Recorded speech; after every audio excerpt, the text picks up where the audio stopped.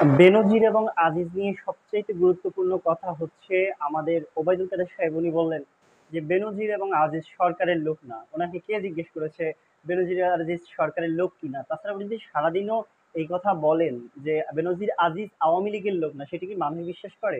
তাহলে আমি কি বলতে চাচ্ছি যে বেনজির আজিজ আওয়ামী লীগের লোক না, সেটা বলতে চাচ্ছি না। আওয়ামী লীগের পারপাস সার্ভই এই দুইটি ব্যক্তি তাদের পদে থাকা অবস্থায় করছে, সেটাই হচ্ছে বাস্তব একটা প্রমাণ। আমরা দেখেছি তারা লাঠিয়াল বাহিনীর ভূমিকায় এই সরকারকে টিকিয়ে রাখার জন্য কি না করেছে। এই আজিজ, এই বেনজির এবং তার ভাইয়েরা তথাকথিত যে ভাইয়েরা ছিল সন্ত্রাসী বাহিনী, একদম আল জাজিরার রিপোর্ট পর্যন্ত এসেছে ওয়াল দ্য প্রাইম মিনিস্টার, এটা তো আমরা বলছি না, দেশ বিদেশের পত্রিকাগুলো বলতেছে যে শুধুমাত্র আজিজ না, আজিজের সন্ত্রাসী ভাইগুলোও ছিল প্রাইম মিনিস্টারের লোক। এই নামেই তো হেডলাইন হয়েছিল, তাই তো?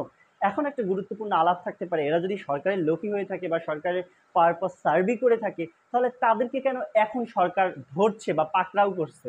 এই আলাপটা আপনি এস কে সিনহার ব্যাপারে সাথে একটু মিলাতে পারবেন। এস কে সিনহা যতদিন পর্যন্ত আন্তর্জাতিক অপরাধ ট্রাইব্যুনালে আওয়ামী লীগকে সহযোগিতা করেছে ততদিন পর্যন্ত তিনি খুবই ভালো লোক ছিলেন। কিন্তু যখনই তিনি একটা রায় নিয়ে আলাপ তুলতেছিলেন যে সংসদ বৈধ না অবৈধ, সেটার ব্যাপারে একটু কানাঘোষা হচ্ছিল, তখনই কিন্তু তাকে পদ থেকে সরিয়ে তারপরে কিন্তু দেশ থেকে বের করে দেওয়া হয়েছে।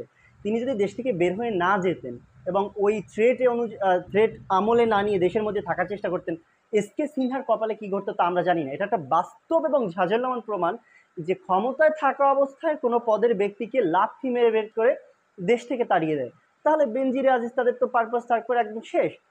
হয়তো এতদিন বেনজির আজিজ সরকারের যেই পারপাস সার্ভ করছে তার বিনিময়ে হয়তো অনেক বড় ধরনের কিছু আওয়ামী লীগের কাছ থেকে বা আওয়ামী লীগের উপরের কোনো কর্মকর্তার কাছ থেকে চেয়েছে যে আমরা এখন এটা চাই, এতদিন সার্ভ করলাম। হয়তো সেই জিনিস দিতে গিয়ে আওয়ামী লীগের হাতে ঘা লেগেছে বা তার অনেক কোনো সুজন বা যেটাকে আমরা অলিগার বলি, তাদের কোনো স্বার্থে আঘাত লেগেছে যেটা খুবই বড় অবস্থান হোল্ড করে এই ধরনের লোকের। এই কারণে তাদের পাকড়াও করতে পারে, অথবা তাদের কাজ করার সময়তে বেনজির আজিজরা হয়তো খামোখেয়ালি কিছু কাজ করেছেন তাদের পথে থাকা অবস্থায়, সেই প্রতিশোধও নিতে পারেন। এক কথায় আওয়ামী লীগ যাকে যখন কাজে লাগবে তখন তাকে কাজে লাগাবে, আর যখন তার কাজ শেষ হয়ে যাবে বা কাজ ফুরাবে তখন তাকে এইভাবেই পাকড়াও করবে। এটা তো সামান্য নমুনা। আমি তো মনে করি বেনজির আজিজ দেশের বাড়ি খুব ভালো থাকবে। এটার একটা ভালো এক্সাম্পল নিতে পারেন জামাতকে দিয়ে। যখন জামাতকে ভালো লাগছে তখন সঙ্গী বানাইছে, আবার যখন খারাপ লাগছে তখন জঙ্গি বানাইছে। দ্যাট মিনস আমি বলতে চাচ্ছি বেনজির আজিজের এই ঘটনা দিয়ে প্রমাণ হয় না এদেশে আইনের শাসন আছে, দুর্নীতি দমন হয় এবং দুর্নীতির প্রতি সরকারের জিরো টলারেন্স যে নীতি আছে সেটা কোনো কার্যকর ভূমিকা রাখছে। তাহলে এত দুর্নীতি সরকারের নাকের ডগায় তারা কিভাবে করলো?